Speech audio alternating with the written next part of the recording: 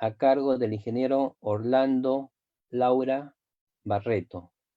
Y finalmente tendremos la presencia del antropólogo Rolando Inostroza Tinco, quien ha preparado una ponencia sobre reactivación minera en alianza con las comunidades y stakeholders en tiempo de COVID-19. Esos son los temas del día de hoy.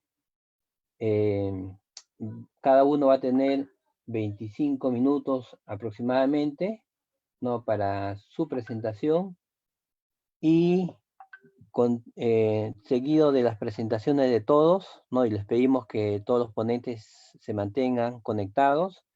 Habrá una o dos rondas de preguntas que estarían dirigidos a cualquiera de los ponentes.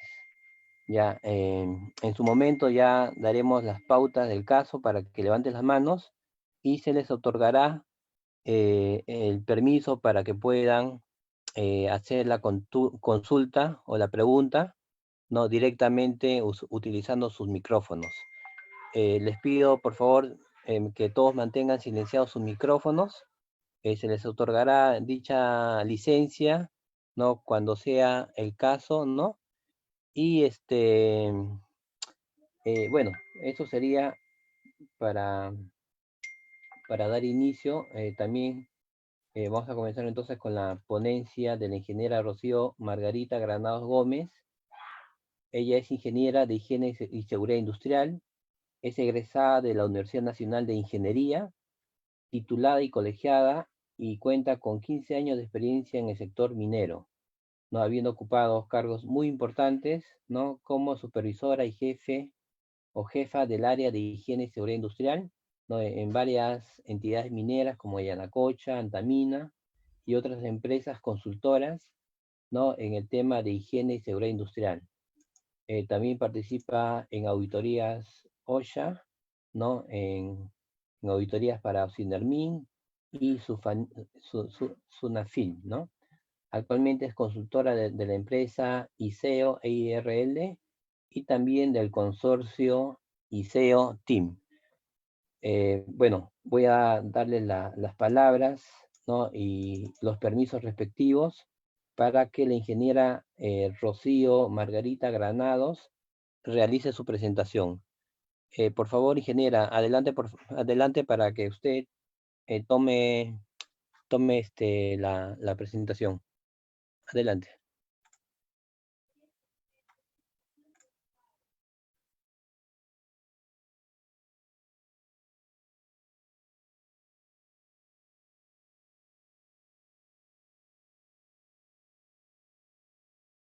Que trabajan en seguridad y salud del trabajo, y en especial a mis colegas ingenieros de higiene y seguridad industrial. Bueno, vamos a dar inicio a la presentación. Me toca hablar del tema de introducción a epidemias y pandemias en el siglo XXI. Bueno, de manera general vamos a explicar 4 puntos, de las cuales la primera es información más prevalente de algunos agentes biológicos, vías de ingreso de los riesgos higiénicos, los factores de riesgo higiénicos, bueno, ya estos asociados al uso de productos químicos, ergonomía y los factores de riesgo psicosocial. Y adicionalmente también vamos a hablar algo de las recomendaciones para la limpieza y desinfección del COVID-19. Bien, entrando al primer punto, antes vamos a un poco recordar o identificar bien el agente biológico, ¿no? Sabemos que estos agentes biológicos son microorganismos vivos que tienen una capacidad de generar otro ser similar mediante la transmisión de una información genética, ¿no? En este caso, dentro de los organismos vivos de este tipo, tenemos parásitos, bacterias, mohos y finalmente el virus, ¿no?, que también ahora lo hemos identificado como COVID-19, lo que estamos viendo en el momento. Esta información genética, que realmente es la manera como este virus comienza a reproducirse, ¿no? Lo produce mediante el ácido ribonucleico, ¿no? Que es la información genética que transmite a una célula, la cual luego se reproduce en ella y hasta se puede decir ya eliminar la célula para pasar a las demás células de este tipo en las cuales estas pueden vivir, ¿no? Pero este tipo de microorganismo vivo es un microorganismo infeccioso, se dice, porque es capaz de producir enfermedades al ser humano, ¿no? Mediante una cierta cantidad de concentración de estos virus en un ambiente propicio para su supervivencia, en el cual el hospedero susceptible en este caso es el ser humano, y pues la presencia de la vía de entrada, que vamos a ver también más adelante el tema de las vías de ingreso, en este caso son las vías respiratorias, ¿no? Es lo que hemos visto nosotros bastante información últimamente. ¿Cuáles son las características del comportamiento de estos virus, ¿no? Que se puede decir no están realmente en el ambiente innatamente, sino que son transmitidos, ¿no? Estos, o llevados al aire, porque el medio sería el aire, ¿no? De una manera en la cual forman partículas se puede decir partículas líquidas que se llaman gotículas, ¿no? En la cual estas son transportadas en el aire con un cierto comportamiento, ¿no?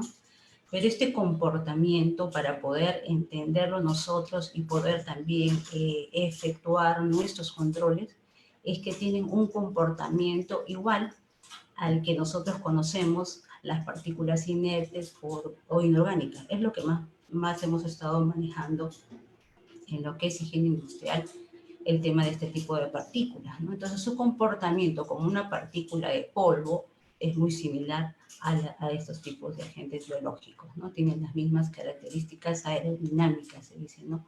Cómo es que ellos se desplazan y pueden mantenerse en el aire. Una de las características importantes también es el tamaño que tienen o que deben tener estas partículas o grupo de partículas para poder producir el efecto, ¿no?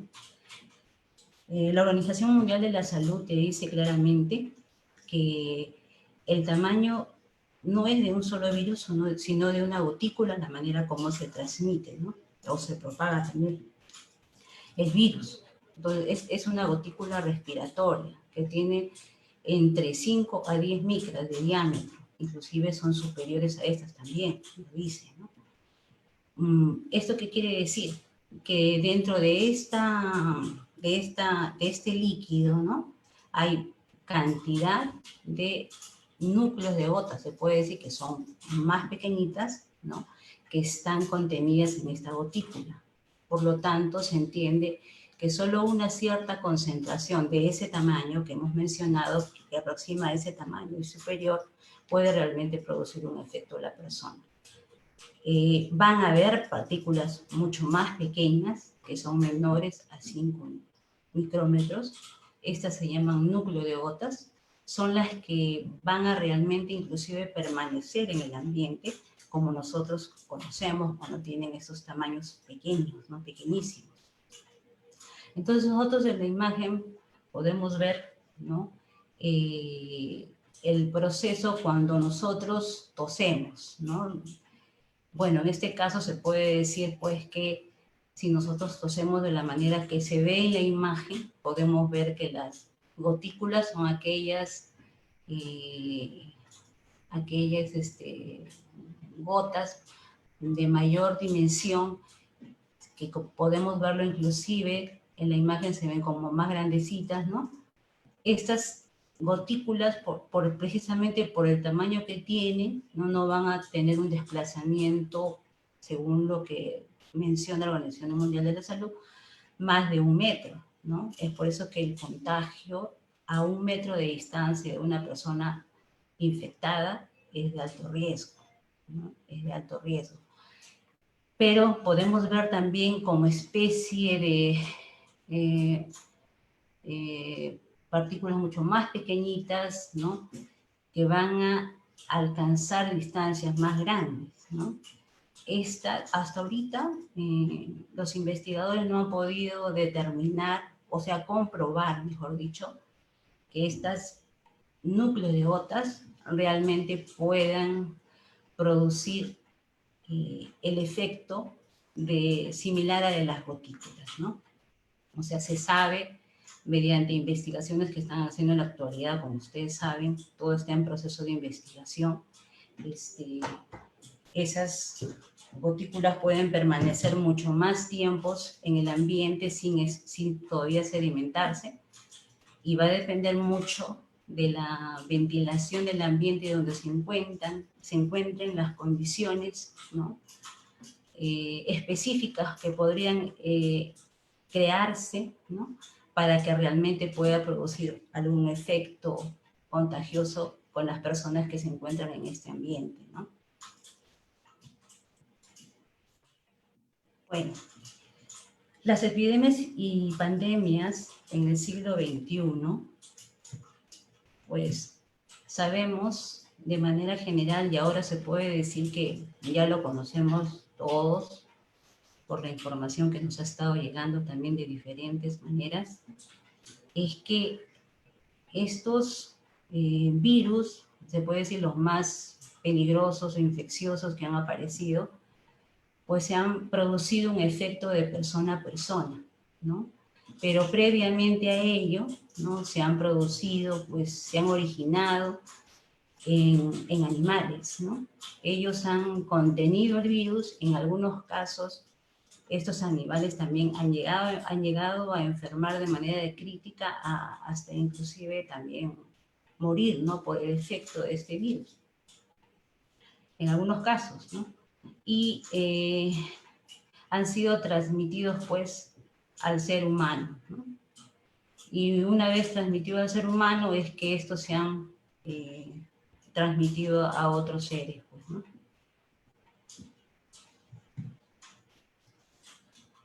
Viendo la cronología que les muestro en la imagen de referencia a la Organización Mundial de la Salud, me pareció muy interesante porque acá podemos ver nosotros cómo es que han estado apareciendo estas amenazas infecciosas, se puede decir, a nivel mundial, ¿no? Bueno, primero en algunos países, ¿no? En determinados países, y como en este caso del COVID-19 se ha hecho ya de manera global, ¿no? Pero podemos ver que de donde proviene el virus del COVID-19, que es uno de los tipos de SARS, este se inició en el año 2003, ¿no? Luego de ello han aparecido en el tiempo diferentes tipos de infecciones, se puede decir, por ejemplo, como el cólera, ¿no? El MERS, que es precisamente que proviene del Medio Oriente, ¿no? También era un síndrome respiratorio, ¿no? Le llamaban síndrome respiratorio del Medio Oriente, que no es otra cosa que otro coronavirus, ¿no? Que no es igual al SARS, es diferente, ¿no? Porque proviene del Medio Oriente, en este caso de un lugar. Después de ello hemos tenido otros como el ébola, ¿no? Que también se produjo en el África Occidental, ¿no? Entonces nosotros podemos ver en los años que se han estado pasando en este siglo, podemos ver nosotros que están apareciendo con mayor frecuencia, ¿no? Este tipo de agentes biológicos de origen infeccioso, ¿no? Que pueden producir enfermedades en los seres humanos, y en este caso podemos ver, y ha sucedido también como en las otras epidemias, el caso finalmente de la muerte de la persona, ¿no? Pero, ¿cuál es el origen de todo esto, no? Revisando información de la Organización Mundial de la Salud, podemos ver de que esto se ha debido precisamente al cambio climático, varios factores como el cambio climático, las cadenas de alimentación han sido variadas. Sabemos que el cambio climático pues, ha originado el cambio de los climas en todo el mundo, ¿no? Y esto ha llevado al cambio de la cadena alimenticia, al aumento de la población, o sea, mayor población. ¿Qué significa la presencia de mayor población en una zona? Que nosotros vamos a ir pues abarcando más zonas, ¿no? Más zonas que son naturales para el uso urbanístico, ¿no? O el uso de donde puedan pues precisamente empezar a surgir poblaciones, ¿no? Y de manera que como hemos empezado nosotros a ver una sobrepoblación, ya la parte que tiene que ver con el medio ambiente, el medio natural, se va reduciendo. Entonces, esa reducción hace que ya relacionen a una serie de cadenas, como es el caso de los animales, ¿no? Que ya estamos invadiendo zonas donde ellos estaban, ¿no? Inclusive muchos de estos animales se adaptan a la presencia de los seres humanos, ¿no? Y al final comparten un mismo hábitat, ¿no? Se puede decir, ¿no? Entonces, estas interrelaciones es que produce precisamente o aumenta, mejor dicho, el riesgo de la presencia de estos agentes biológicos infecciosos, ¿no?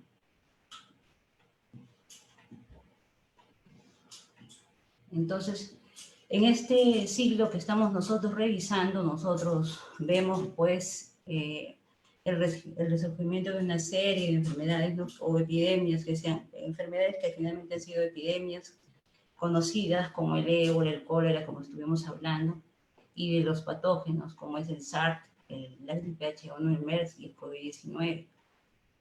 Pero ¿cómo es la dinámica de la aparición de estos agentes biológicos? ¿Cómo es que se dan, ¿no? Primero comienza, pues, por ejemplo, la aparición de este virus en una comunidad, ¿no? En una comunidad en la cual, por ejemplo, para comentarles, ¿no? Con el objeto del COVID-19, por ejemplo, dice la Organización Mundial de la Salud que todavía mantienen esa versión porque están todavía en proceso de tomar más información para tener exactamente de dónde proviene este virus.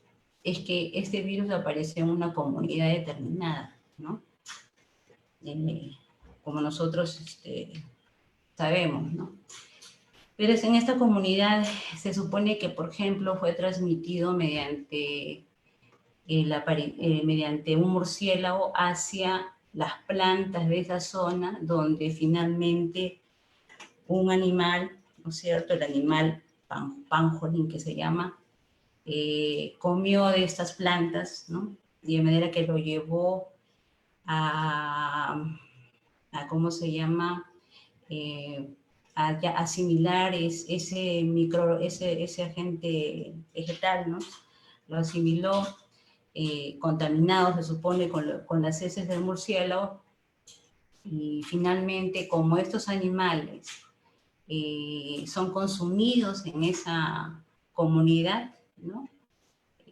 Fue llevado a un mercado que aparentemente no cumplía con las condiciones sanitarias, no, no cumplía fielmente, dice el reporte, y fue precisamente ahí donde se originó, ¿no?, el brote. O sea, primero apareció en una comunidad, porque inclusive hubo el reporte del Servicio de Medio Ambiente de la zona, en la cual ya una semana antes habían encontrado a 4 o 2, no me equivoco, de estos animales aparecidos muertos, ¿no? Finalmente, cuando hicieron la investigación, el análisis de estos animales, encontraron que fueron muertos aparentemente por una neumonía, porque encontraron los pulmones totalmente llenos de mocos, ¿no? Les dicen así en el texto, ¿no? Entonces entonces ahí se encontró una evidencia que aparentemente fue entonces transmitido mediante ese animal, ¿no? Entonces, como ya habían animales enfermos, pues el brote se inició en esa localidad, en la localidad donde precisamente estaba pues ese mercado, ¿no? Pero tal fue el tiempo corto en el cual este brote se fue desarrollando, hasta que fue declarada realmente una epidemia, porque inicialmente comenzaron con 3 personas que fueron diagnosticadas con este tipo de problema, de ahí aparecieron 10, todos eran del mismo lugar, trabajaban ahí en ese mercado, ¿no? Pero no había todavía la relación que este virus se transmitía entre personas, porque no había esa evidencia. Entonces, ¿cuándo aparece esa evidencia? Cuando después de una semana comenzaron a aparecer personas que eran familiares de los que habían sido diagnosticados con este problema respiratorio. También fueron los mismos vendedores que vivían, que trabajaban al costado de estos vendedores, ¿no? Entonces ahí recién se pudo decir con certeza que sí, efectivamente hay una evidencia que hay una transmisión de persona a persona. Y aquí así comenzó la amplificación del brote en una epidemia para finalmente definir que esto fue una pandemia. También pasó más tiempo, ¿no? Después, más adelante, vamos un poquito a ver esta parte del tiempo. Pero su proceso luego de esto inicia en una ciudad, ¿no? En una localidad específica, comienza el brote, ¿no? Con el tiempo de manera rápida, pero todo esto va a tener un tiempo, ¿no? En la cual finalmente se va a reducir. Se va a ver una reducción de la transmisión porque precisamente ya vamos a conocer cómo actúa todo eso hasta que se pueda encontrar la vacuna y de ahí se controla. Ese es el proceso, ¿no? De la aparición de estos tipos de agentes infecciosos. En todos se ha producido lo mismo, ¿no? Lo que es importante indicar en todo caso es que precisamente esta difusión mundial de este virus se produjo pues porque el tiempo en el cual se llegó a hacer una pandemia fue totalmente rápido, ¿no? Tan rápido que no pudo controlarlo China y finalmente fue transmitido a nivel global, ¿no? Y la difusión mundial se dieron precisamente porque había conexiones entre países y países, precisamente por los traslados de las personas, ¿no? Hasta que finalmente llega a nuevas organizaciones de otros o localidades de otros países, ¿no? Es la manera como se produce este tipo de epidemias, ¿no? Bueno, viene el caso de la pandemia COVID-19. Este se inició en enero del 2020, ¿no? En la ciudad de Hubei, China. De ahí fue el 11 de marzo del 2020 fue declarado brote del coronavirus COVID-19 como una pandemia, ¿no? Recién ahí se puede decir que todos los países iniciaron las acciones luego de esta comunicación, ¿no? Inclusive en el Perú, si recordarán, ya el presidente inició, pero con 2 días antes, un día antes, ¿no? Pero ¿qué impactos nos trae este tipo de virus presente actualmente, ¿no? Van a haber muchos nuevos, y mejor dicho, incrementación de factores de riesgo de diferente tipo, que precisamente se deben a que va a haber mayores empleos, subempleo, las condiciones deficientes en seguridad y en el trabajo también, ¿no? Es un impacto porque no todos tienen las mismas condiciones de seguridad y salud en el trabajo en todas las empresas, ¿no? No todos tienen acceso a la protección social. Y de ahí tenemos grupos de trabajadores vulnerables, y en este caso son trabajadores que ya tienen una determinada edad, ¿no? Las cuales van a ser más propensos a enfermar. Entonces, ¿cómo es que se va a proceder con este tipo de trabajadores, ¿no? De ahí nuevos riesgos indirectos que se tienen que evaluar y controlar de manera específica en los diversos tipos de actividades industriales, ¿no? Y de servicios también. ¿Cuáles son las vías de ingreso de los riesgos higiénicos? Nosotros conocemos que tenemos la vía respiratoria. En este caso, para el caso del COVID-19 sabemos que es la vía respiratoria porque nosotros sabemos que tenemos que estas van a llegar a la nariz o a la boca, ¿no? Entonces, estos virus, cuando llegan a estos lugares que son los medios en los cuales ellos pueden, se puede decir, reproducirse, son los medios de ingreso al ser humano, pues, ¿no? Y es el mismo comportamiento que nosotros conocemos, tienen también algunos agentes químicos, ¿no? A través de las fosas nasales, la boca, ¿no? Y ¿qué pasa cuando ellos llegan ahí? Finalmente llegan a los pulmones, ¿no? Que es lo que está siendo afectado, ¿no? En la vía dérmica, para este tipo de agente,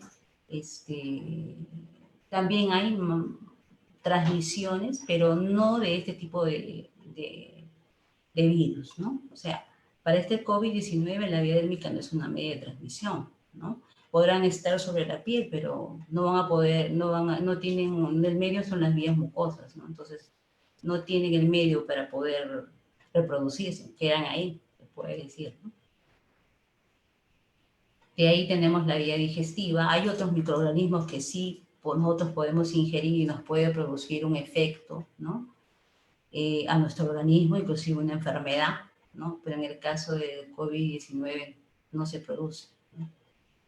La vía parental de la misma manera, o sea, podemos también tener otro tipo de agentes biológicos, pero en este caso el COVID-19 no tiene vía de acceso, ¿no?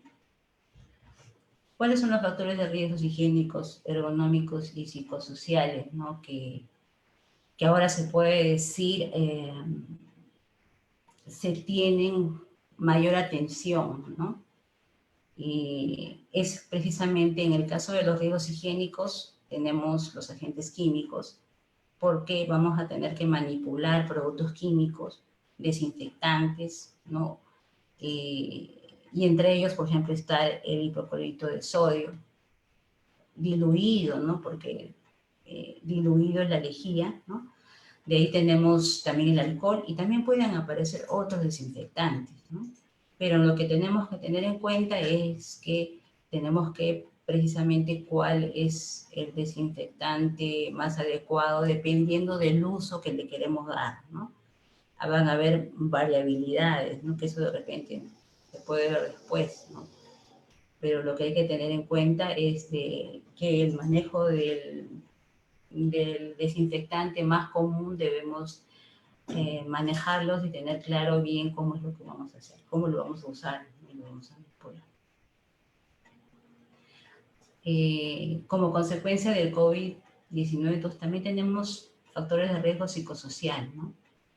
Vamos a tener estrés, estados de ánimo bajo, baja motivación, ansiedad y depresión, y creo que nosotros podemos ver en nuestros hogares, incluido en nuestra propia familia, estos efectos, ¿no? Porque hay una ansiedad de no saber qué es lo que va a pasar de acá a una semana, si es que voy a continuar en el trabajo o no, y si no encuentro trabajo, ¿de qué voy a trabajar? ¿De qué manera lo haría? ¿No? Y hay limitaciones para las actividades normales que nosotros podríamos hacer, ¿no? No se van a poder hacer todas las actividades y cuando se comience nuevamente levantada la cuarentena, pues van a haber muchas cosas que vamos a tener que analizar para ver qué se puede hacer, ¿no?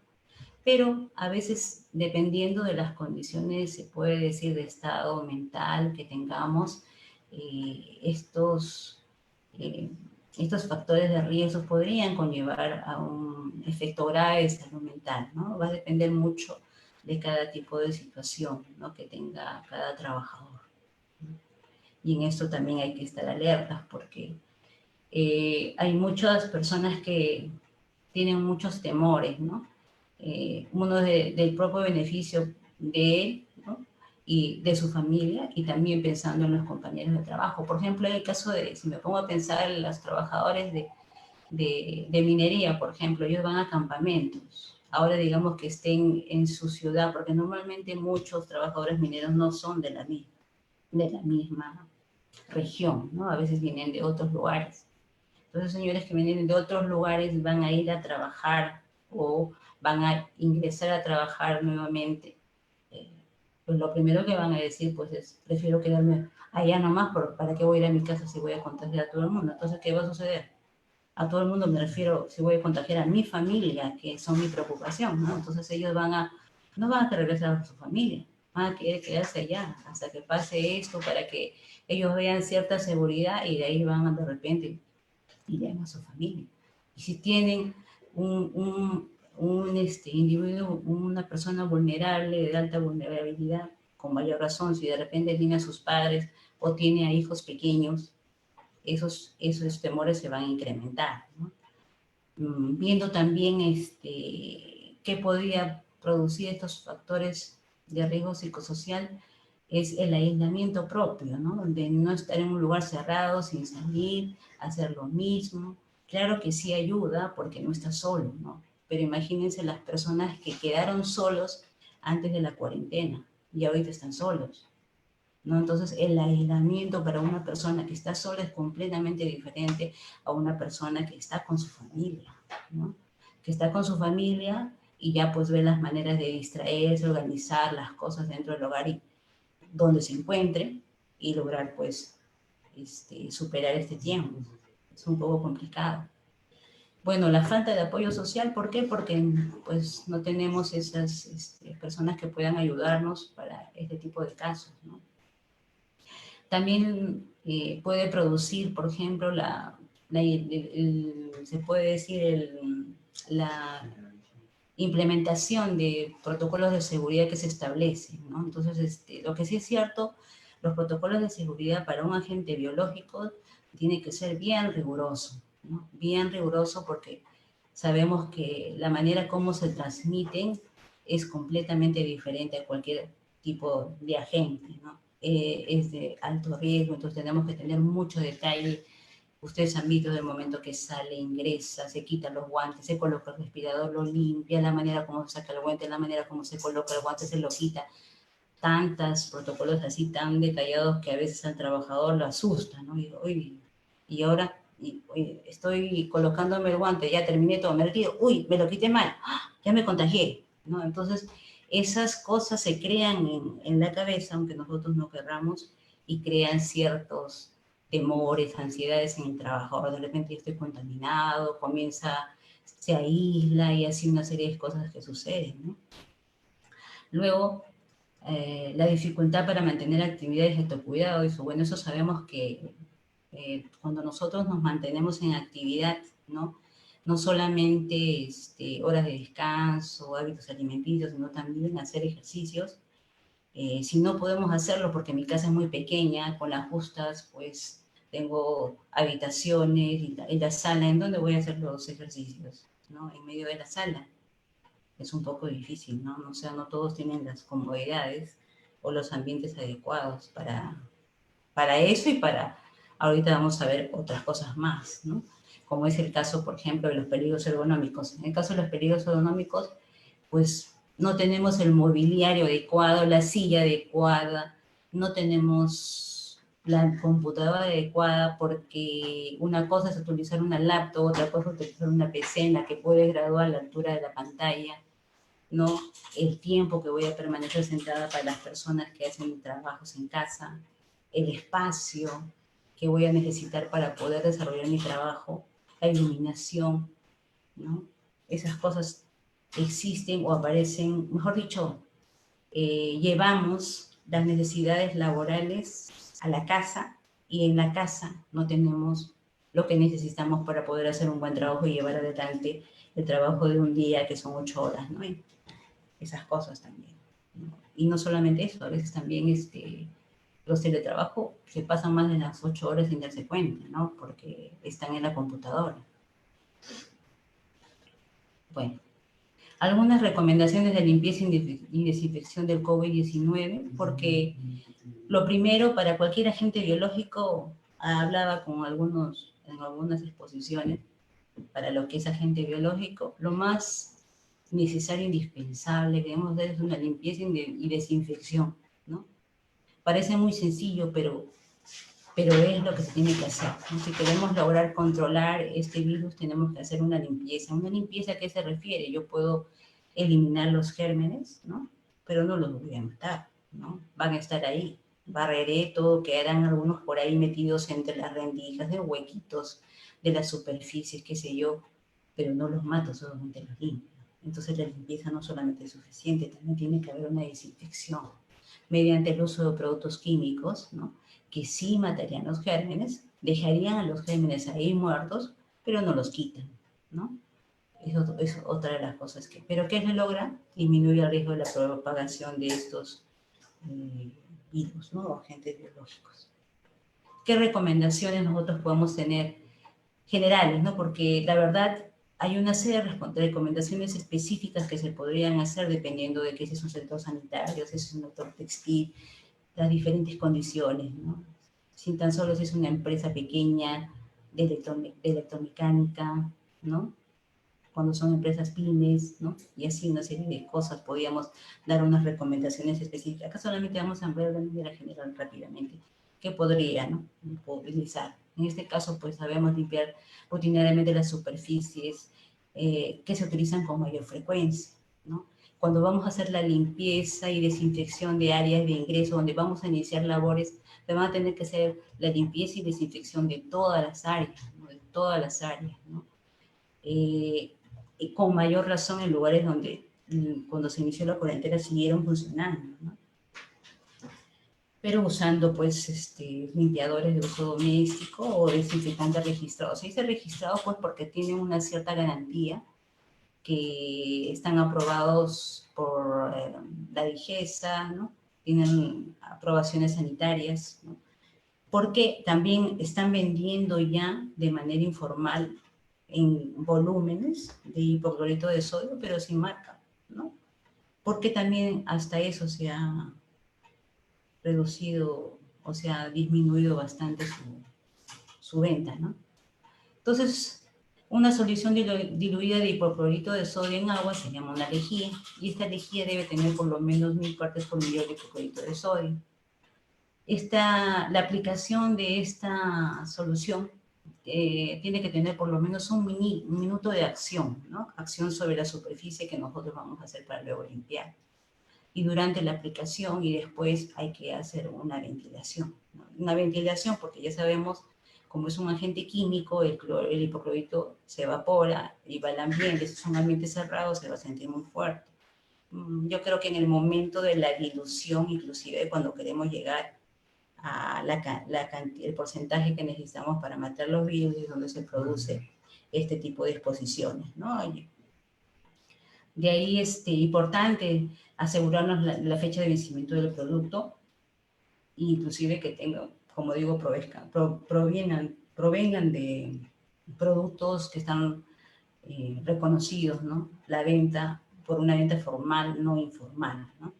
No mezclar con amoníaco o cualquier otro limpiador, para nada, ¿no?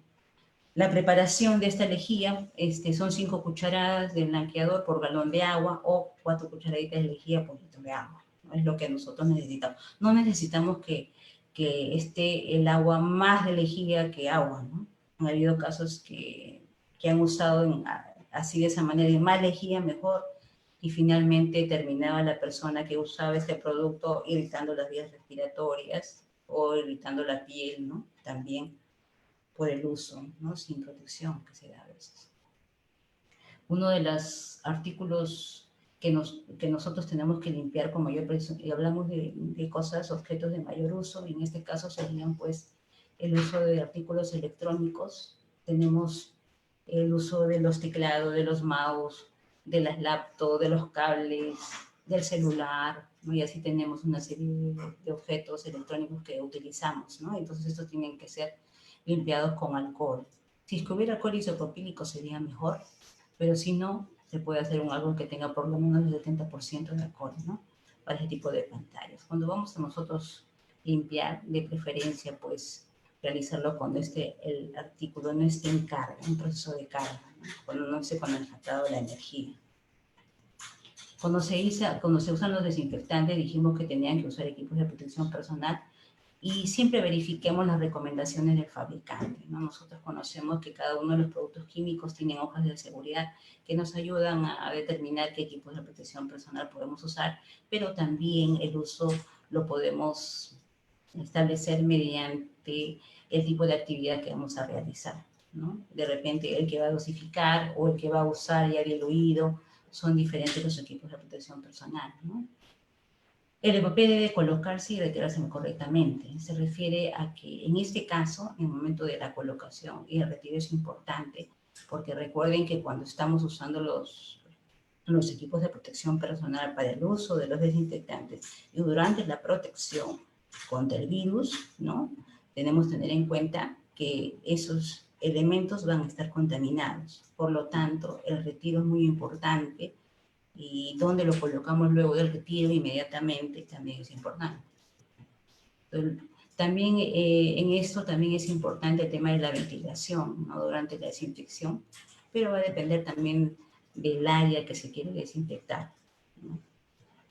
Y no solamente hablamos de la ventilación, en este caso cuando se desinfecta, sino también hablamos de ambientes laborales, que ya creo que en los posteriores temas van a hablar, ¿no?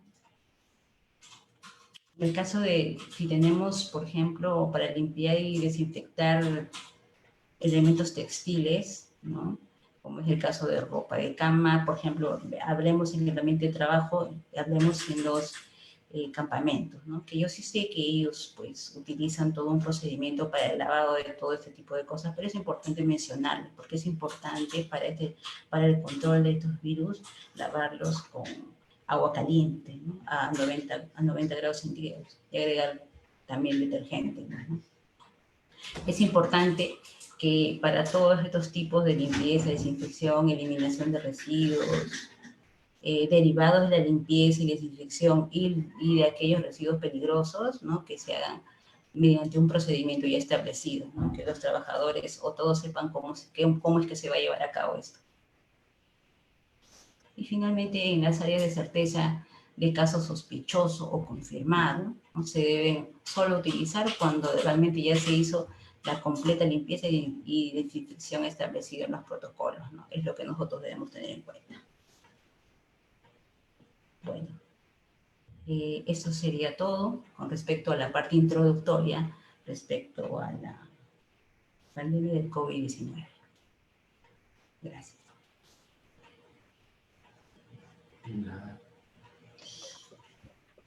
Ok, muchas gracias. Muchas gracias a la ingeniera Rocío Granados por su presentación.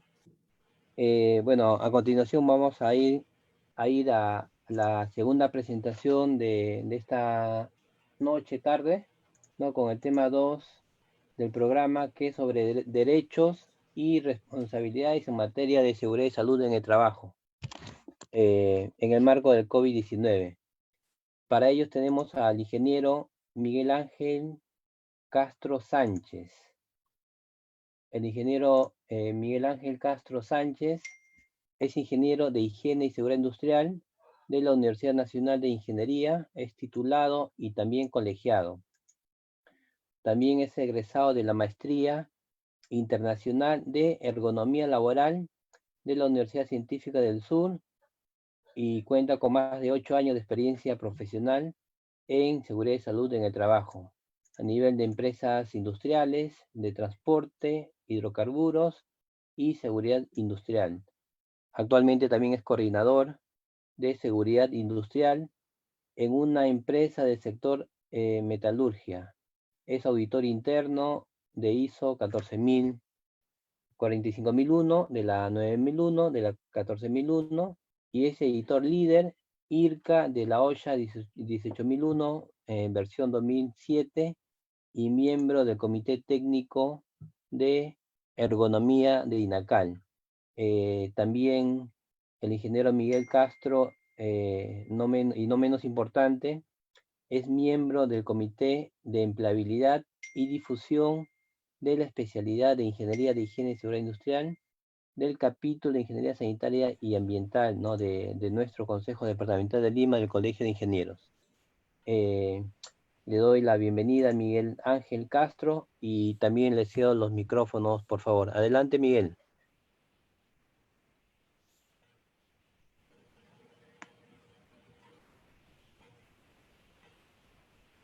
Gracias, Marco. ¿Qué tal? Buenas noches con todos. Ante todo, agradecer la invitación. ¿Me escuchan? Sí, perfecto. Adelante. Genial, genial, genial. Ok, gracias, Marco. Continuando con las ponencias que vamos a realizar el día de hoy, me toca a mí hablarles sobre los derechos y responsabilidades en materia de seguridad en el trabajo frente a esta pandemia que estamos viviendo actualmente.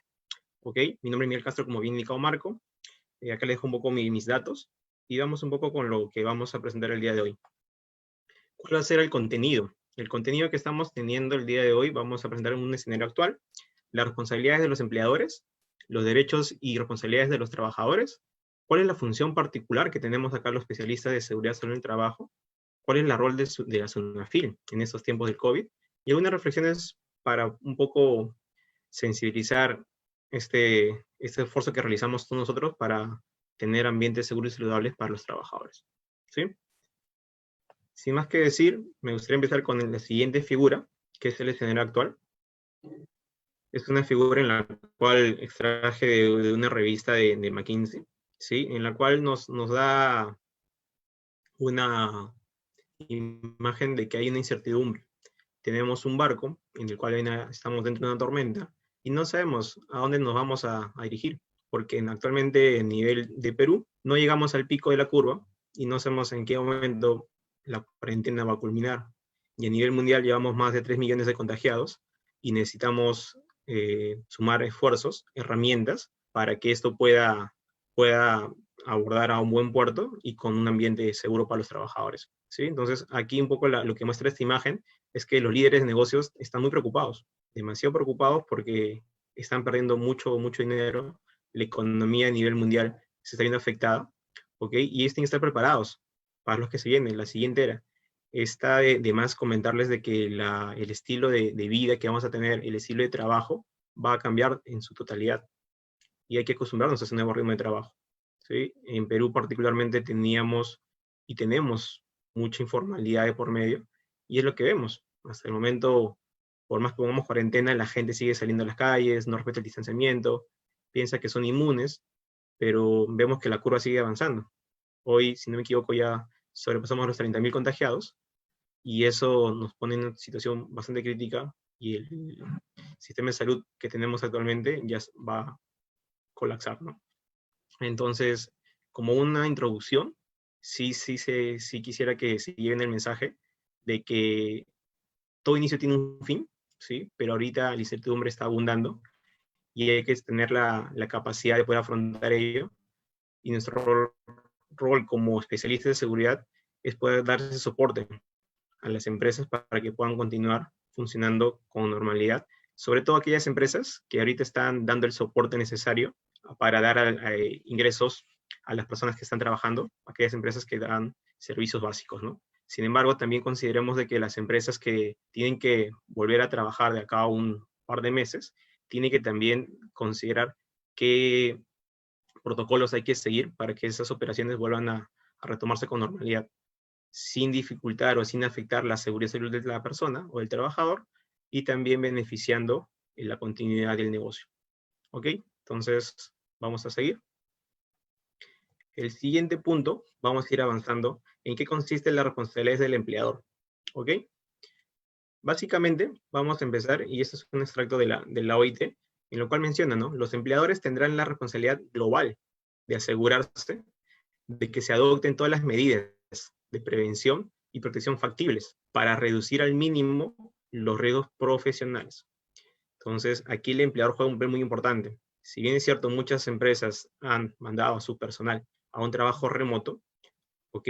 Eso no deslinda la responsabilidad que tiene el empleador con sus trabajadores.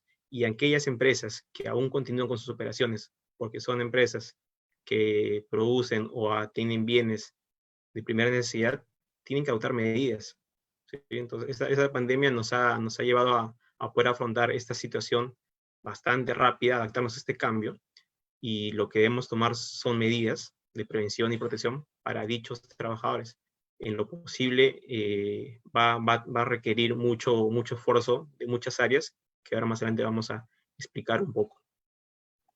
El siguiente punto, ¿sí? Siendo con el tema de responsabilidades del empleador, hay que tener en cuenta que el empleador también debe suministrar, cuando sea necesario y en la medida que sea razonable y factible, ropas y equipos de protección apropiados, sin costo alguno para el trabajador. Estamos ahorita brindando EPPs, la famosa ahorita mascarilla que nos pide el gobierno que usemos en todo momento cuando transitamos por las calles, pero no descuidemos también de que hay EPPs en los cuales, por parte del proceso, requiere considerar que debemos tener. Entonces, seamos conscientes también que el empleador debe brindarnos ello. Hay un punto muy importante que ahorita el respirador N95 está muy escaso y lo están brindando por ser una respuesta de primera línea a todo el sector salud, y con suma razón. Y es importante también considerar de que nosotros, como responsables de seguridad, debemos dar ese soporte para ver alternativas que puedan proteger al trabajador en esta coyuntura que es bastante compleja, ¿sí? ¿Cuál sería otra responsabilidad del empleador? Primero, hay que proporcionar información adecuada, ¿sí? Si el empleador no proporciona información adecuada, se generan muchas dudas, mucha incertidumbre, y es ahí donde el empleador tiene que dar todo de sí, informar correctamente, buscar espacios en los cuales le llegue la comunicación adecuada. Como sabrán, estamos bombardeados de redes sociales, estamos acostumbrados a revisar el Facebook, el WhatsApp, y puede llegar información errónea, que esa información capaz luego el trabajador lo tome de una manera y nos pueda jugar en contra, ¿sí? Entonces es importante tener esa comunicación, proporcionar esa información adecuada a tiempo a los trabajadores.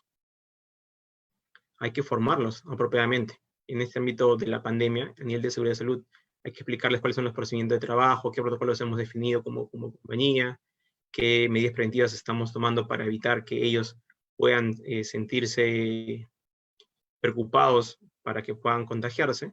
Entonces hay que informar sobre esto en este ámbito de seguridad sobre el trabajo. ¿Ok? Punto muy importante, todas las medidas que se puedan tomar, siempre lo que buscamos es que sean consultadas. ¿Sí? Hay que consultar a los trabajadores, hay que informarles, hay que involucrarlos, que participen. Muchos de los trabajos que son bastante productivos es cuando el trabajador participa. Entonces, aquí también hacemos mención, comparte la responsabilidad del empleador, es que igual, por ejemplo, el tema del comité paritario, si bien es cierto, no se puede hacer de forma presencial, se puede hacer mediante herramientas virtuales, que lo que permite es de que todas las personas, tanto a nivel empleador y a nivel trabajador, puedan informarnos, puedan tomar decisiones, puedan comunicar, para que ellos también sean parte de esta solución que debemos afrontar respecto al COVID.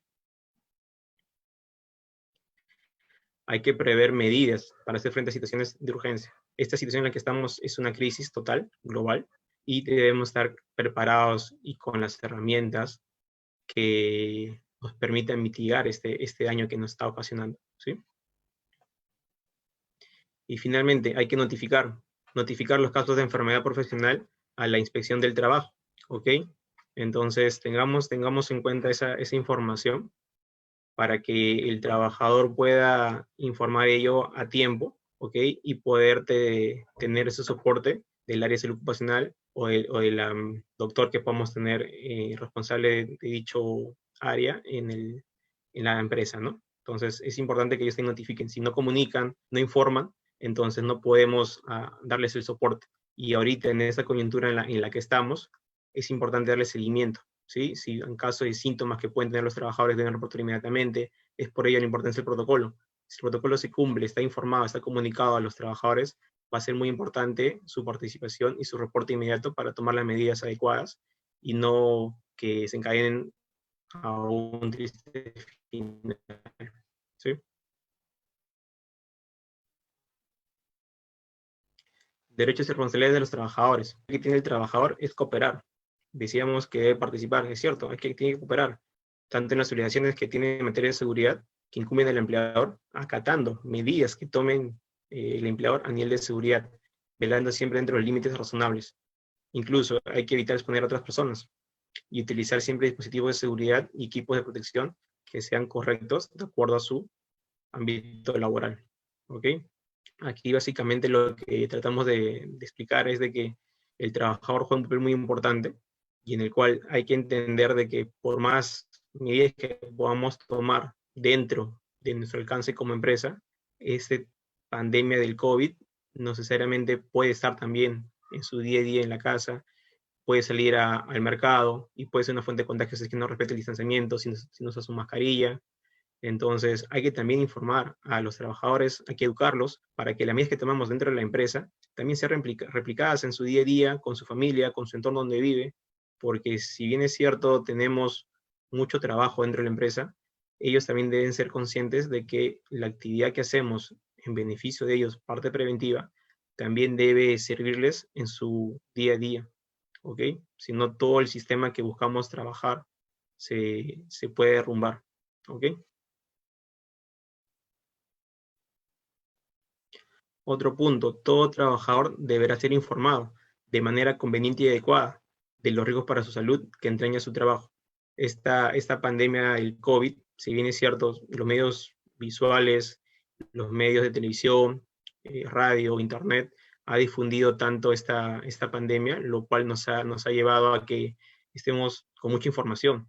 Y lo que mencionamos al inicio es que hay que dar la información apropiada al trabajador para que ello también lo puedan percibir y lo puedan interpretar de una manera que nosotros deseamos que sea interpretada. ¿Por qué? Porque si no se generan muchas dudas, mucha incertidumbre y nos puede jugar en contra el desempeño de la seguridad en el trabajo.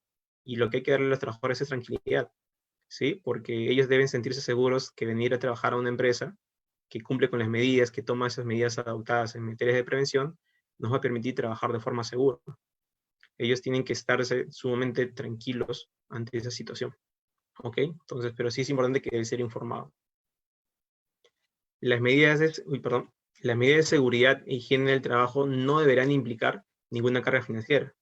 Todo lo que invierte la empresa en materia de seguridad es porque está a favor de que esto es importante para ellos, ajeno a que debe ser cumplirlo por un tema legal.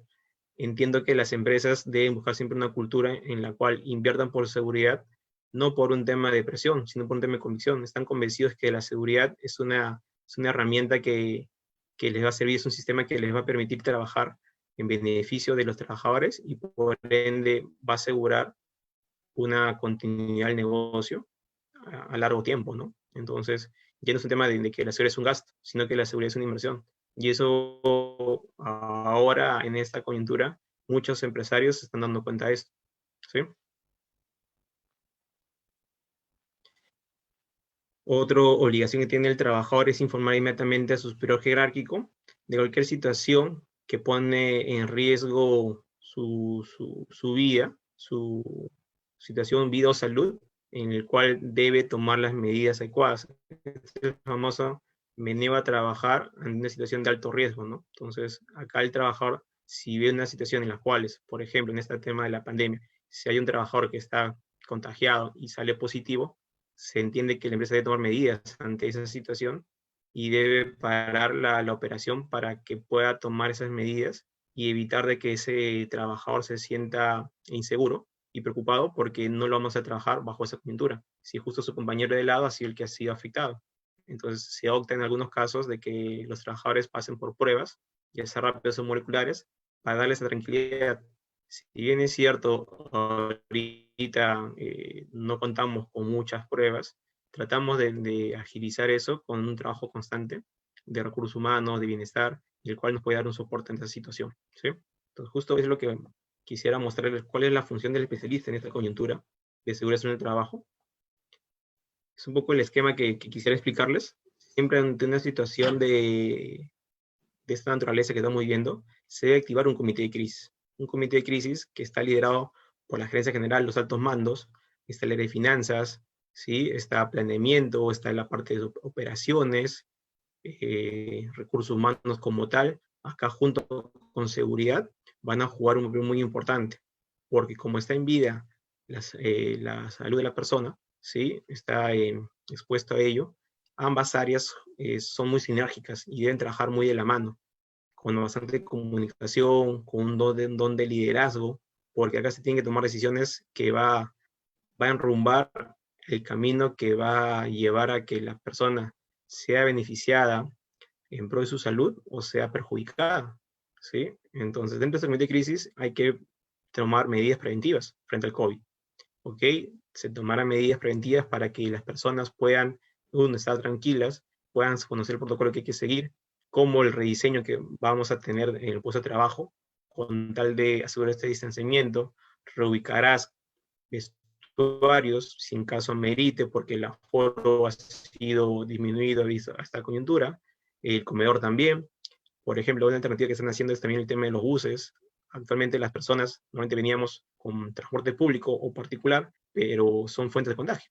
Entonces, lo que hacen las empresas actualmente es contratar una unidad particular, el cual le lleva desde su casa a la empresa y viceversa. Entonces, ahí reduce un poco la probabilidad de que pueda sufrir un contagio. ¿Ok? Entonces, son medidas que pueden tomar, que pueden servir, y digamos, dentro de la jerarquía de controles, lo más importante ahorita es quedarse en casa, ¿sí? Quedarse en casa, porque ahí vas a minimizar mucho la exposición a que puedas sufrir un contagio, pero en caso necesites trabajar en aquellas empresas de primera necesidad, vas a tener que tomar medidas que minimicen el riesgo de por medio. Entonces, esas son las medidas preventivas que hay que afrontar.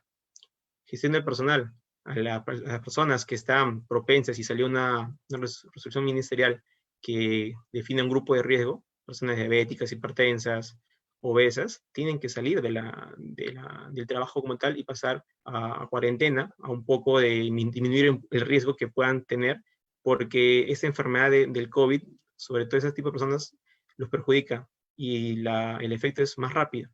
¿Ok? Entonces son medidas que también el gobierno ha tomado y hay que gestionar ello. O sea, hay que mover gente, y esa gente que sale, para que tú puedas ver el negocio, se han de que reducir líneas, la operación va a bajar indudablemente, pero también puede ser el caso de que en el transcurso la gente se vaya contagiando. Y si se contagia y necesitas continuar el negocio, vas a tener que buscar personas de afuera para que pueda cubrir ese vacío. Entonces hay que hacer una gestión de personal. ¿Cómo lo vas a entrenar? Es gente muy inexperta en ese puesto de trabajo, hay que educarlos, hay que entrenarlos, y recién teniendo ese panorama, recién podría hacer el trabajo de forma segura y saludable. Entonces acá también juega un papel muy importante ello. Y todas estas medidas, ¿por qué? Porque al fin y al cabo, las empresas siempre van a buscar asegurar la continuidad del negocio. ¿Ok? Esta continuidad del negocio siempre, una empresa, ese es su beneficio, su objetivo que va a buscar, pero el área de seguridad acá va a ser su soporte para ellos. Entonces, si están tomando medidas preventivas, haciendo una buena gestión de personal, les aseguro que la continuidad del negocio no se va a ver afectada. ¿Ok? Entonces, acá la función del especialista de seguridad en el trabajo entra mucho a tallar en el comité de crisis y tomando estas medidas y con recursos humanos el tema de la gestión del personal. Poco vamos a hablar sobre SUNAFIL y este COVID-19. Entonces, acá se menciona un poco el requerimiento, ¿sí?, de información por medio de sistemas de comunicación electrónica. Si bien es cierto, antes SUNAFIL te visitaba y te pedía documentos, y ahorita eso se ha disminuido y se ha evitado por el posible contacto que puede tener, acá la coyuntura hace de que la comunicación ahora sea electrónica, y es un medio alternativo que SUNAFIL lo está avalando. ¿Sí? Entonces acá también lo que da la coyuntura te da una oportunidad para que hagas uso de tecnologías de información y de comunicación. Hay una implementación de casilla electrónica, ¿sí?, para una notificación de procedimientos administrativos y actuaciones de la misma SUNAFIL. ¿Ok? Pero sin embargo aún no se ha puesto en práctica del todo a fin de verificar su eficacia. ¿Sí? Exactamente, hay plazos de las acciones inspectivas y los procedimientos administrativos sancionadores porque están suspendidos. Antes de que se genere este brote mayor, la SUNAFIL seguía inspeccionando empresas, seguía haciendo una fiscalización, pero también, como pueden haber visto en las noticias, SUNAFIL también no se quiere exponer los inspectores, porque están exponiendo su vida y su integridad. ¿Ok? Entonces, mayormente SUNAFIL viene realizando verificaciones, ¿sí?, porque también tiene que validar de que las empresas tomen las medidas que el gobierno ha decretado en materia de prevención frente al COVID, porque hay empresas que lamentablemente no cumplen ello y hacen trabajar a sus trabajadores, exponiendo su vida, ¿no?, sabiendo que no son empresas de primera necesidad. Entonces, a veces hay un abuso por otro lado del lado empresariado.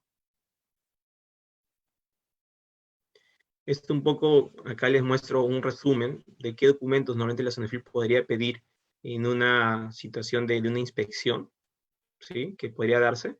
Mayormente siempre te va a pedir una relación de trabajadores activos que tiene la compañía en ese momento, que la relación de personas debido a la pandemia originada, no vienen elaborando, ¿sí?, por tener restricciones o por ser de grupo de riesgo.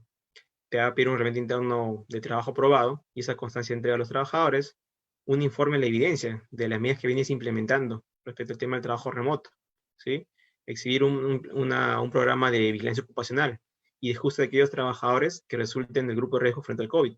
Entonces, acá también el área de salud ocupacional, la doctora, el doctor de salud ocupacional, también tiene que darnos el soporte frente a ello. Va a pedir también unos registros e inspecciones internas de seguridad en el trabajo, respecto al correcto lavado de manos, verificación de zonas de infección, cumplimiento de aforos y señalización preventiva frente al COVID. Entonces, eso también forma parte del alcance que SUNAFIL te puede pedir ante una inspección. Muy importante, el libro de actas del Comité Paritario de Seguridad en el Trabajo, en el cual debe constar una reunión extraordinaria efectuada por dicho comité, en el cual tomen las acciones preventivas para implementar frente al COVID. Entonces, el hecho de que no haya presencia física de por medio no te limita. Puede ser una sesión de medio virtual y a partir de ahí tomar sesión y tomar las medidas adecuadas para que sea tanto la parte trabajadora y la parte empleadora informada de ello y tomar decisión que va a ser beneficioso para el trabajador, ¿sí? Otro que también te pide es exhibir el IPER, ¿sí? El IPER que ha significado este riesgo de por medio y qué medidas estás tomando frente al COVID. Y te va a tomar mucha información adicional a esto. Acá he tratado de ponerlo lo más importante, pero también te puede pedir protocolos de reinicio de operaciones, procedimiento que hacer en caso se reporte un caso sospechoso. Entonces, son medidas que hay que tener en consideración y que la SUNAFIL, dentro de su alcance fiscalizador, lo podría solicitar en una comparecencia. Una pregunta que sale mucho en los medios y que hay duda dentro de nuestros profesionales es si el COVID-19 viene a ser una enfermedad profesional. ¿Sí? Partiendo de la premisa que tenemos una resolución ministerial 312, en el cual el Observatorio de Términos hace mención a 3 tipos: a enfermedad relacionada al trabajo, a enfermedad ocupacional y enfermedad profesional. ¿Sí? Entonces, la enfermedad relacionada al trabajo es aquel daño a la salud que puede ser causado en su totalidad por las condiciones de trabajo, o puede ser intensificada o por las condiciones de trabajo de las personas. ¿Sí? Eso se llama enfermedad relacionada al trabajo. La enfermedad ocupacional hace mención que es un término que se usa para definir a las enfermedades relacionadas al trabajo. Entonces, es una similitud ahí. Pero acá hace un punto muy importante. Enfermedad profesional. Es una enfermedad contraída como resultado de la exposición a factores de riesgo inherentes a la actividad laboral y de carácter legal. ¿Sí? Entonces, dentro de la terminología legal, la enfermedad profesional está definido como tal, porque tiene un carácter legal. ¿Ok? Sin embargo, como sabemos, existe un reglamento de la Ley de Seguridad en el Trabajo, que es el Decreto Supremo 005, en el cual, en su glossario de términos, refiere que tanto la enfermedad profesional y ocupacional están bajo la misma definición. ¿Sí? Entonces, por jerarquía de normas, la resolución ministerial versus un decreto supremo, ¿cuál pesa más? Un decreto supremo. Entonces, dada esta coyuntura, la enfermedad profesional es igual a una enfermedad ocupacional, por un tema legal. ¿Sí? Entonces, hay que tener en cuenta que dentro del numeral 5.2 de la norma técnica de salud establece el listado de enfermedades profesionales que forma parte de dicha resolución ministerial 480-2008. ¿Sí? Entonces, ahí hay que buscar si la enfermedad está definida en ese listado para ser considerada enfermedad profesional. ¿Ok?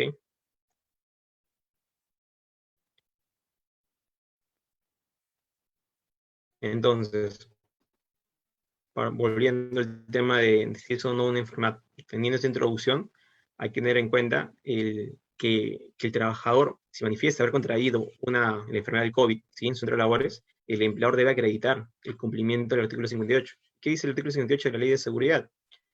Hace mención, el empleador realiza una investigación cuando se hayan producido daños en la salud de los trabajadores o cuando aparezcan indicios de que las medidas de prevención resulten insuficientes, a fin de detectar las causas y tomar las medidas correctivas al respecto, sin perjuicio de que el trabajador pueda recurrir a la autoridad administrativa del trabajo para dicha investigación.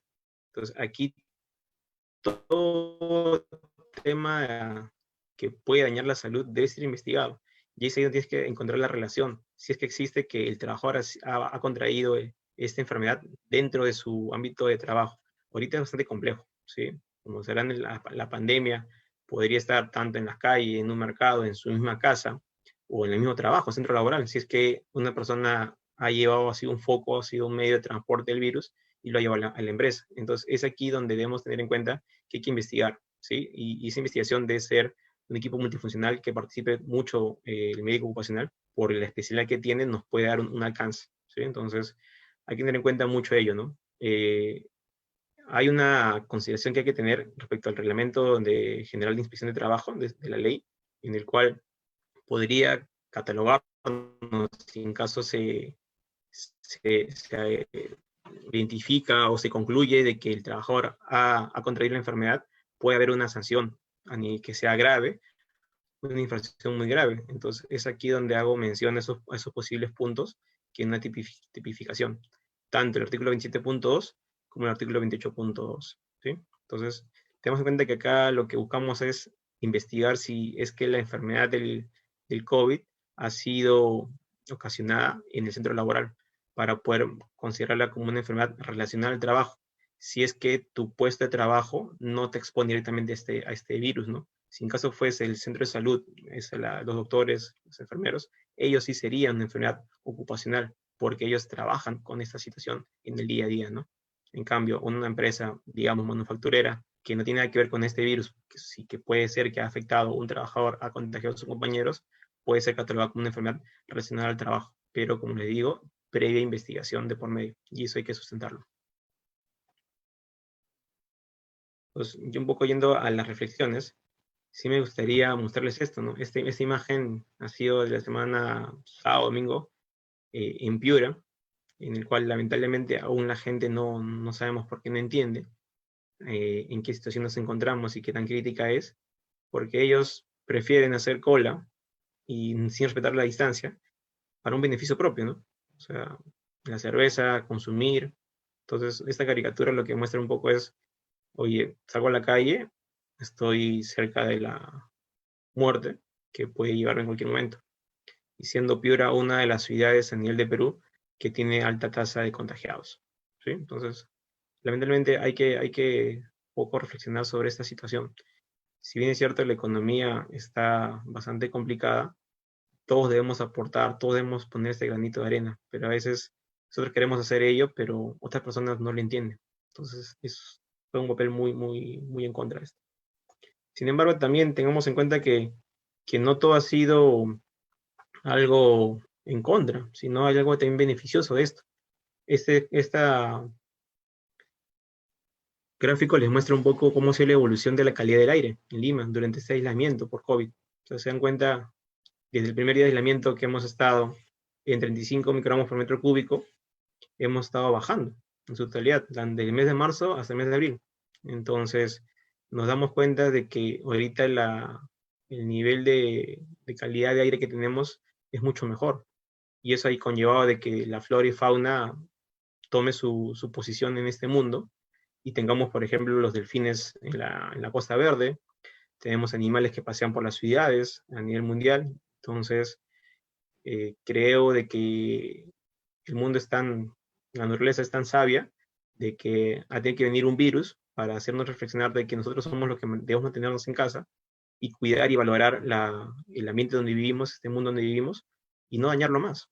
¿Sí? Entonces, creo que esto nos va a ayudar, esta etapa que estamos viendo ahora, sociedad debe cambiar, ¿sí? Les digo que el estilo de vida que hemos tenido no se va a mantener, y creo de que necesitamos trabajar mucho con todo esto, y somos una generación que creo que jamás va a olvidar esto, ¿ok? Y debemos siempre llevarnos este aprendizaje y replicarlo para las futuras generaciones en beneficio de esta situación, de este mundo, ¿no?, que estamos ahorita viviendo.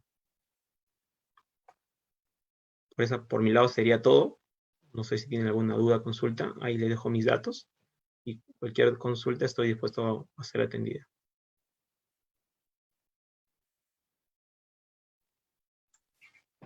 Ok, muchas gracias Miguel Ángel Castro por su presentación sobre derechos y responsabilidades en materia de seguridad y salud en el trabajo COVID-19.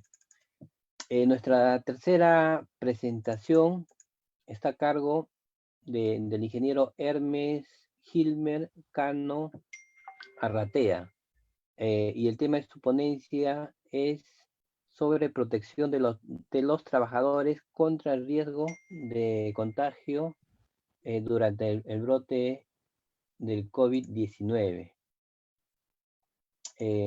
Voy a leer unos datos del ingeniero Gilmer Cano. Él es ingeniero de Higiene y Seguridad Industrial de la Universidad Nacional de Ingeniería. Es egresado de la Maestría en Gestión Integrada de Seguridad, Salud Ocupacional y Medio Ambiente de la Universidad Nacional Mayor de San Marcos.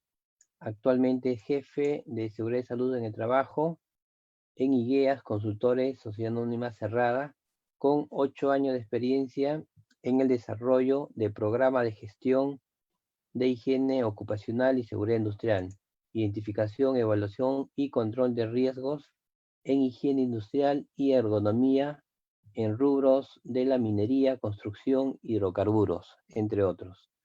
También es miembro del Comité de Empleabilidad y Difusión de la carrera de Higiene y Seguridad Industrial del capítulo de Ingeniería Sanitaria y Ambiental. Con ustedes le dejo al ingeniero Gilmer Cano para que realice su presentación. Gilmer, por favor, tu presentación y para que administres la ponencia. Adelante, por favor.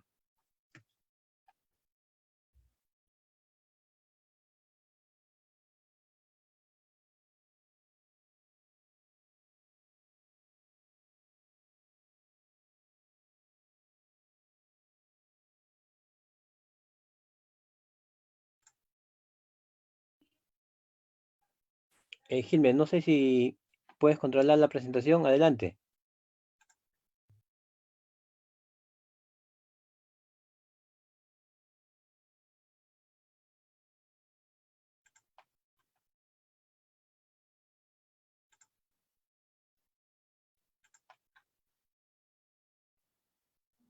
Ernesto, no sé si te comunicas con Gilmer.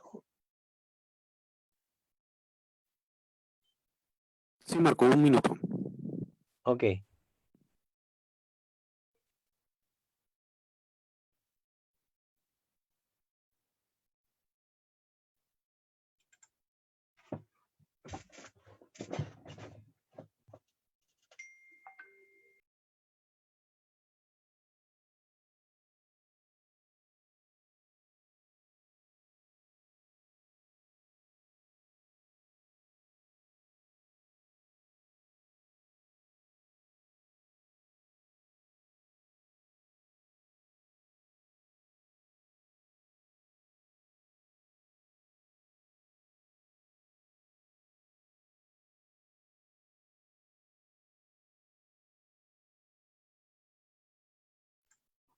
Solo un segundo, por favor.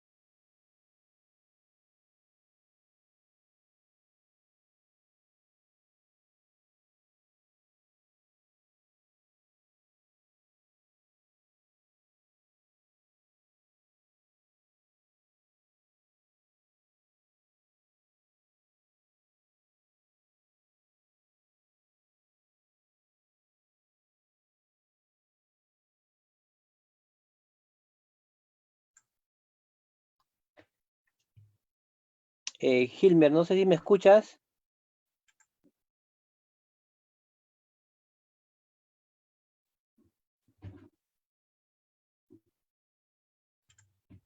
Ernesto, de repente, si tú lo llamas y él haga la presentación desde tu teléfono, y tú y pasas las diapositivas.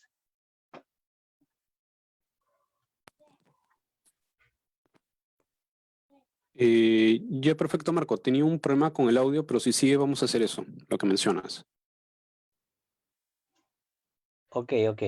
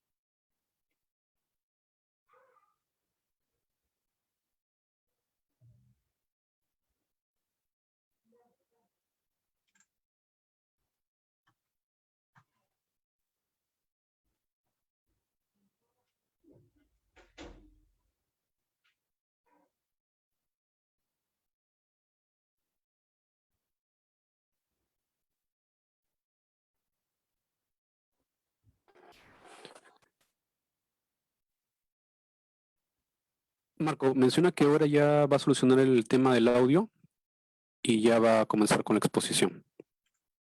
Ya, ok, perfecto. Y acá lo estamos esperando. Colegas, un segundo, por favor, mientras se soluciona el tema.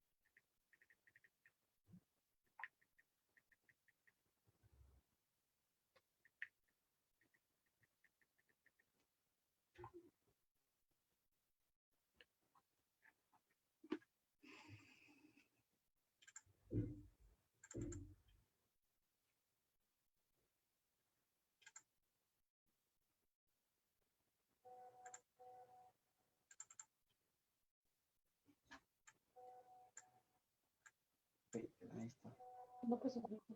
No, se lo está pidiendo Marco.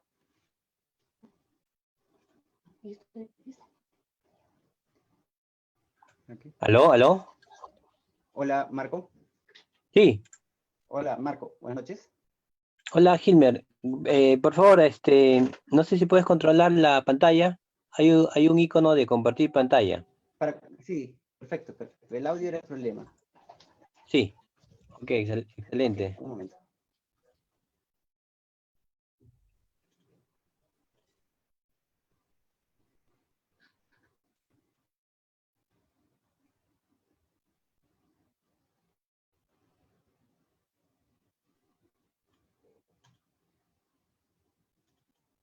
Ok. Se logra visualizar, ¿verdad? Sí, perfecto. Adelante, Ok. Gilmer. Ahí un Buenas noches poco a más bien, te todos. pediría por favor un poquito acelerar la presentación por el Sí, tiempo. claro que sí, nos adaptamos. Buenas noches a todos. Eh, Quiero iniciar saludando a todos los profesionales por el Día de la Seguridad y Salud del Trabajo. Hoy un día especial en tiempos de pandemia, tiempos de retos difíciles. Definitivamente debe ser un día de reflexión para el Estado, para las empresas, para todo tipo de organizaciones, en especial para todos los profesionales que se dedican a la seguridad y salud en el trabajo. Vamos a ver la protección de los trabajadores contra el riesgo de contagio de COVID desde el punto de vista de la higiene ocupacional. Importante precisarlo, que desde un punto de vista de las políticas públicas es diferente el tratamiento de los riesgos. Nosotros vamos a enfocarlo, para resumirle, desde un punto de vista de políticas públicas, es lo que viene haciendo el gobierno actualmente. No quiero mencionar para no confundirlo.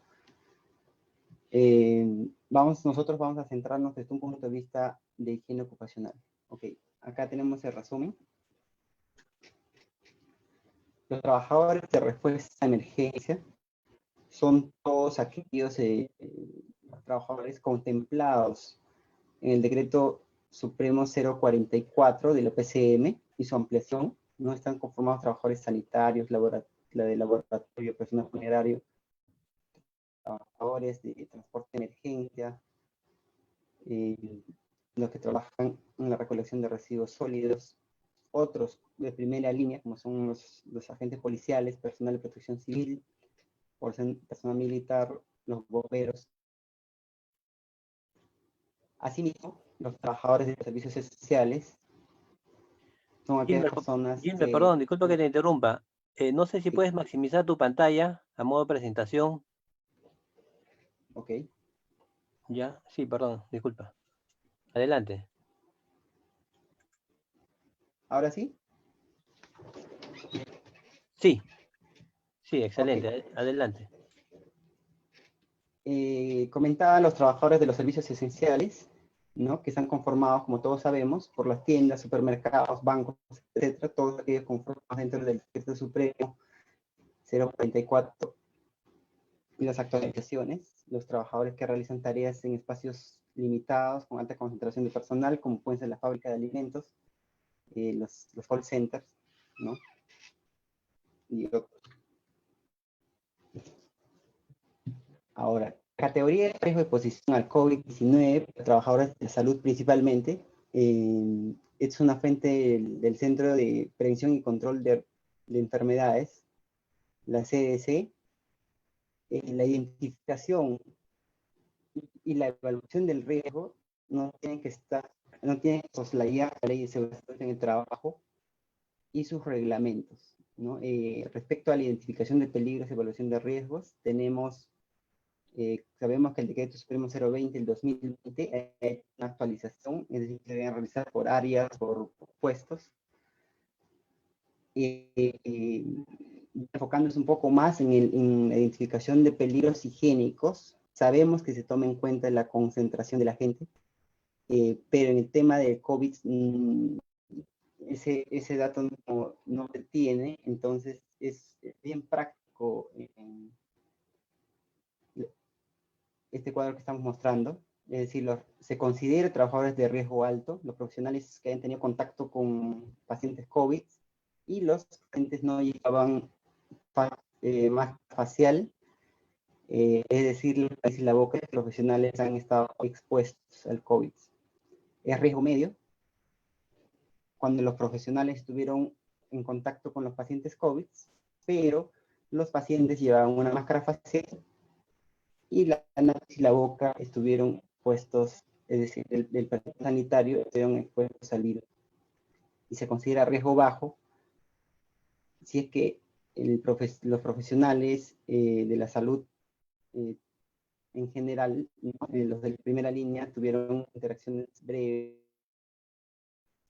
y los pacientes llevaban máscara facial y el personal sanitario hacía uso de una máscara facial o un respirador.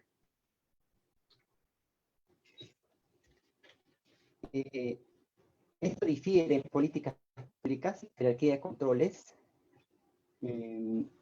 Todos sabemos que la higiene ocupacional está centrada al ambiente de trabajo. Entonces tenemos una jerarquía de controles, como son eliminación, sustitución y controles de ingeniería en políticas públicas que están dentro de los controles administrativos. ¿No? Tenemos controles administrativos y EPPs.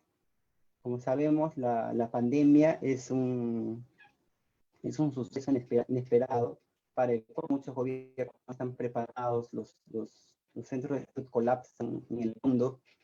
Entonces se van realizando controles sobre la marcha, ¿no? Y muchas veces, y a eso vamos a llegar más adelante, vamos a mostrar controles de ingeniería para esas situaciones. Dentro de los controles administrativos podemos tener la desinfección, por ejemplo, de superficies, como ya comenté en la primera ponencia. A continuación, vamos a ver sistemas de ventilación para COVID-19. Las imágenes que vamos a mostrar no son recomendaciones específicas, sino son muestras de algunos departamentos de salud han realizado.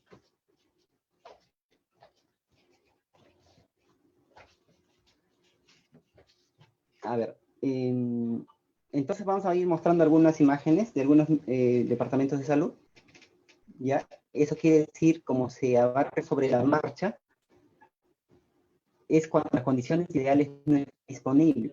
Entonces, las organizaciones tienen que ir adaptando los sistemas de ventilación para los hospitales. Y como un uso, para ello se tienen motores de aire con filtro de alta eficiencia. Según la información, estos pueden tener un flujo de 500 a 750 pies por metro cúbico. La idea es mostrarles la mayor cantidad de información y dejarles, por ejemplo, estoy dejando acá el link para que puedan ver. Este es un libro del Departamento de Salud de Minnesota. Ahí se han implementado este tipo de sistemas para que puedan aumentar el tema. Podemos ver una inyección de aire y una extracción de aire. La idea es purificar el aire presente en el ambiente. Para ello es importante cerrar las puertas, las ventanas, y para que tenga una función de purificación de aire. Respecto a es importante que esto lo lidere un profesional que conozca, que sea competente para ello. Una vez instalados los sistemas de inyección, extracción de purificadores de aire, la verificación lo puede hacer uso el mismo personal médico. Basta con poner un equipo de medición de flujo, donde dice el machine, ¿no? Donde es el equipo donde está el filtro, y podría medir el flujo para el cual ha sido diseñado el sistema. Pero es importantísimo que estén cerradas las puertas y las ventanas. Ahora, la implementación de estos sistemas también puede conllevar algunos riesgos. Entendemos que sobre la marcha se implementan sistemas de salud. Por ejemplo, podemos ver en la imagen, a través de las tuberías que se instalan en los sistemas de ventilación, podrían ser fuente de ingreso para algunos vectores. Entonces hay que prever eso también. que no se acumule humedad en las tuberías, perjudicando al desempeño de los filtros. Del mismo Departamento de Salud de Minnesota podemos ver otro ejemplo. De manera muy similar, se ha aprovechado una ventana pequeña para extracción de aire. Es purificar el aire y que el ambiente no se contamine. Asimismo, que la exposición de los trabajadores en esa área se tenga un control efectivo del riesgo COVID. Podemos ver otro espacio, otra foto, también del mismo departamento. En este caso se tienen una cortina de plástico. Se puede pegar con una cinta en el piso y hacer una compuerta donde indican las flechas para hacer el filtro del aire.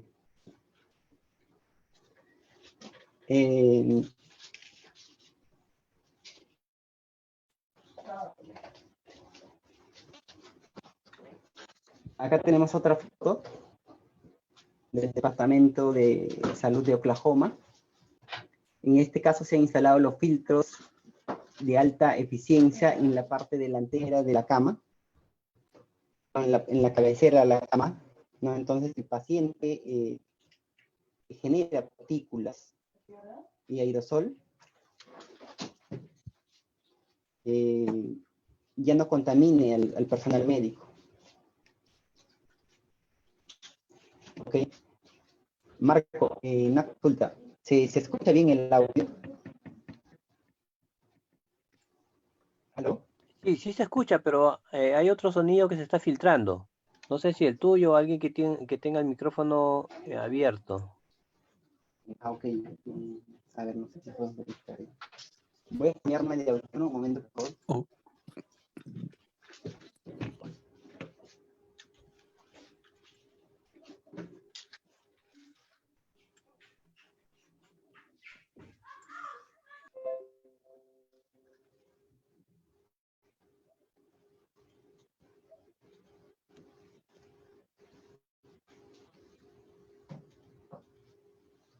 ¿Aló?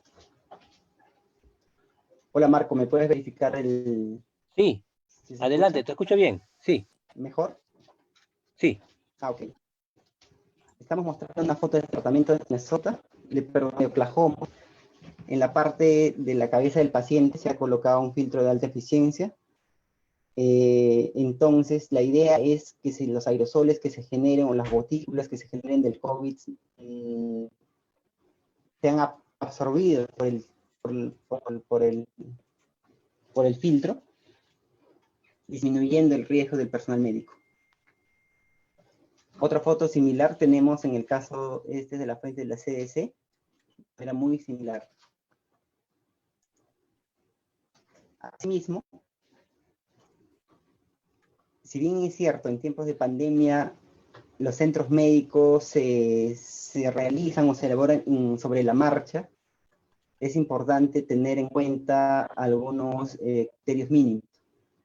Podemos ver, por ejemplo, que el personal médico tiene que tener un espacio para sus equipos de protección personal, para todo las medicinas que usan, que deben estar al lado de los pacientes, una zona de recepción y un área de desinfección, un área segura. Así como los sistemas de ventilación deben favorecer la dilución del material vírico.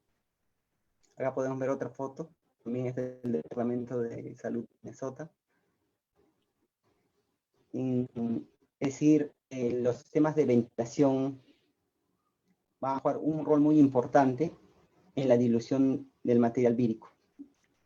Como ya hay estudios, demuestran que en un ambiente cerrado aumenta el riesgo de contagio. Ahora podemos ver los equipos de protección personal para el personal médico. Está en inglés, no tendría sentido traducirlo, pero les voy explicando. es Centro de Prevención y Control de Enfermedades, de la CDC, en la fuente, para que la puedan buscar y verificar. Están preferiblemente los EPPs recomendados, unos lentes Google podrían ser, o unas caretas. La careta, la función más importante que cumple la careta es de proteger al respirador. Sabemos que el virus es altamente contagioso, entonces la careta cumple esa función. Se recomienda el uso de N95, del respirador N95. No se restringe que se usen otros respiradores más específicos y de mayor eficiencia. Guantes, mandiles, como podemos ver en la primera imagen a la izquierda de mi pantalla. También es aceptable, al lado derecho podemos ver las mascarillas. ¿Ok? Como le dije anteriormente, eso no restringe que se pueda usar un respirador de mayor eficiencia. Vamos a ver la diferencia entre una mascarilla y un respirador. En este caso, una mascarilla quirúrgica. Está orientado principalmente a evitar el contacto de salpicaduras o fluidos corporales. Tiene el objetivo de no generar propagación de infecciones. Esa es la función principal de las mascarillas. El respirador es un filtrante, un purificador de aire, y está tirado como dispositivo de protección respiratoria. Ahí también les dejo la fuente. Esa es la gran diferencia, ¿no? De que el respirador es un dispositivo de protección respiratoria y la mascarilla no. Tienen otras funciones. Vamos a avanzar en las diferencias entre la mascarilla quirúrgica, el N95, y también los respiradores del tipo elastomérico. En este caso, en la imagen se muestra uno de media cara. La mascarilla quirúrgica es aprobada por la FDA.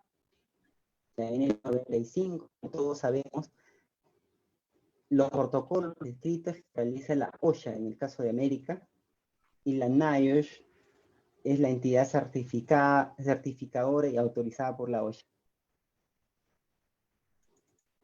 De igual manera, para el tipo de elastomérico. Tiene un buen ajuste en el caso del N95, como podemos ver, donde dice Face Seal Fit, y también igual en el caso de los elastoméricos.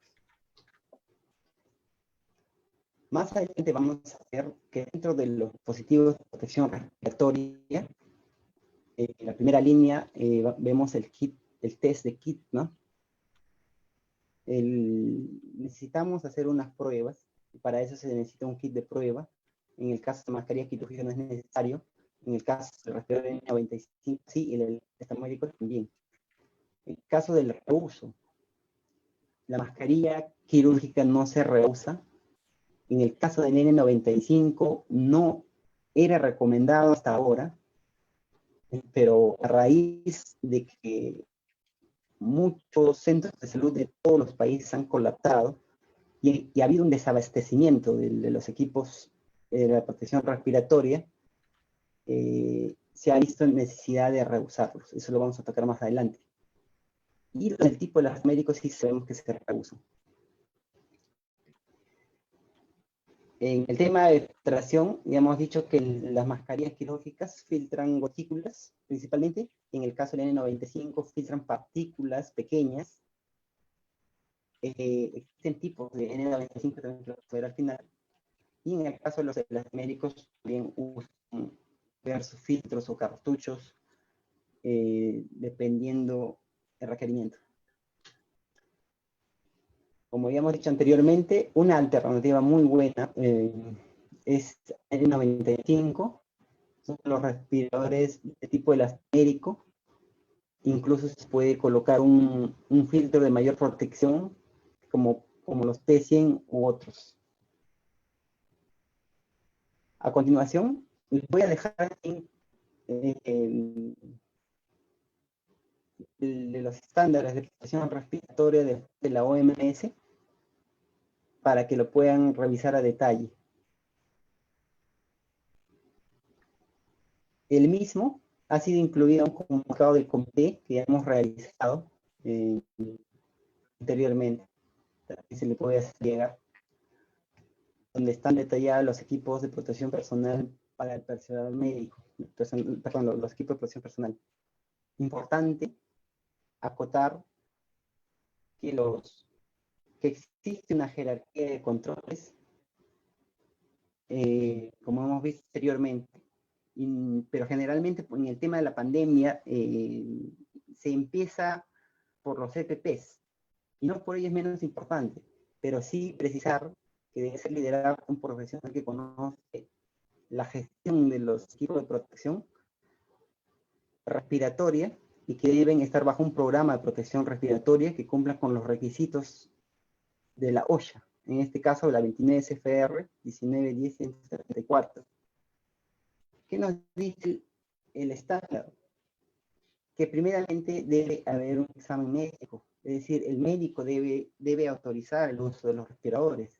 Acordémonos que los respiradores generan riesgos derivados de su uso.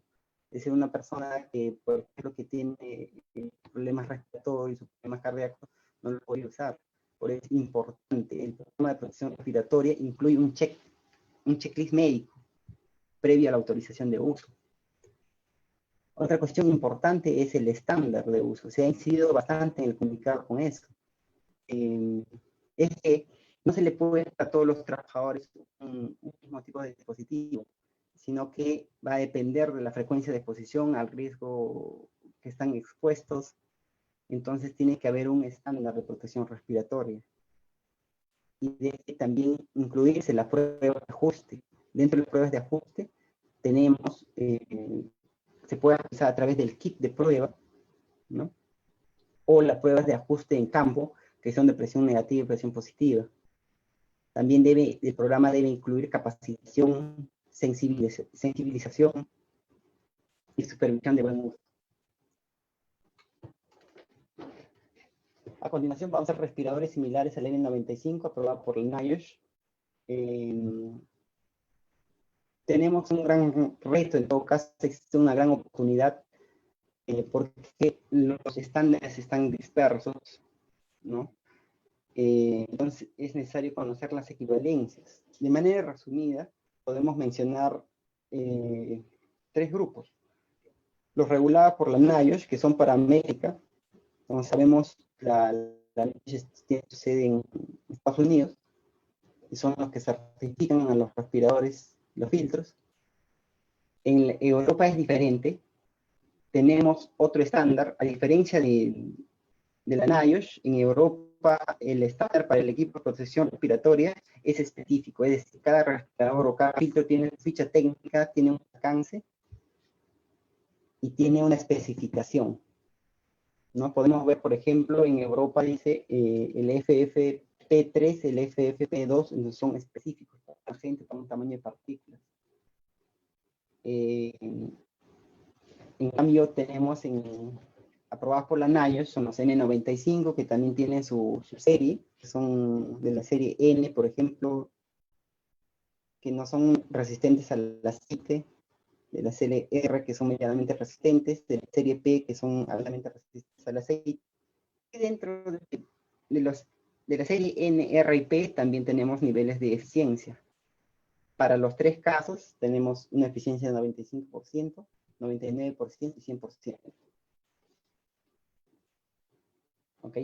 Y ahora, en nuestro país, se ha venido implementando respiradores de varias procedencias. Tenemos también el importante, la presencia de China, los KN100, los KN95, que son equivalentes al N95. ¿Ok? Es bueno mencionar que los equipos de protección respiratoria tienen una eficiencia, van a mejorar su eficiencia conforme se realiza mejor el programa de protección respiratoria